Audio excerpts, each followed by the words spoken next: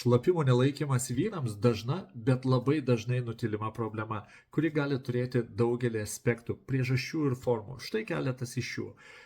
Galimos priežastis tai pirmiausia yra prostatos problemos. Padidėjusi prostata arba po prostatos operacijos, neurologiniai sutrikimai, insultas, Parkinsono liga, gali būti išsėtinė sklerozė, šlapimo pūslės raumenų silpnumas, ypač vyresnėme amžiuje, maždaug nuo 50 metų. Šlapimo takų infekcijos, tam tikri vaistai, diuretikai gali sukelti šlapimo nelaikymą arba tam tikrų momentų jisai gali pasireikšti.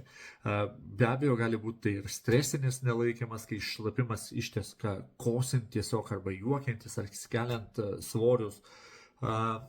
Yra įvairiausių tokių dalykų, kaip ir funkcinis nelaikymas, ir perpildymo nelaikymas, skubos nelaikymas, nesvarbu. Svarbu, ką vyrai gali daryti ir ką galima keisti.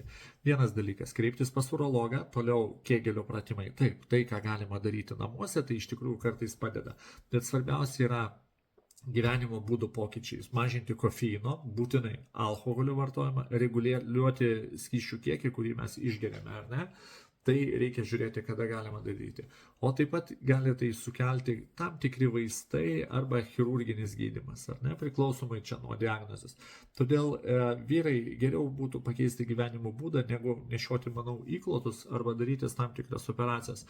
Todėl dažnas kavos gerimas, alkoholio vartojimas arba netgi tam tikras mitybos racionas gali turėti didelių neigiamų pasekmių. Nesijuokit, tai gali atsitikti ne tik tai tavo draugui, bet ir tau pačiams. Jeigu norėsi parašyti, pasitark.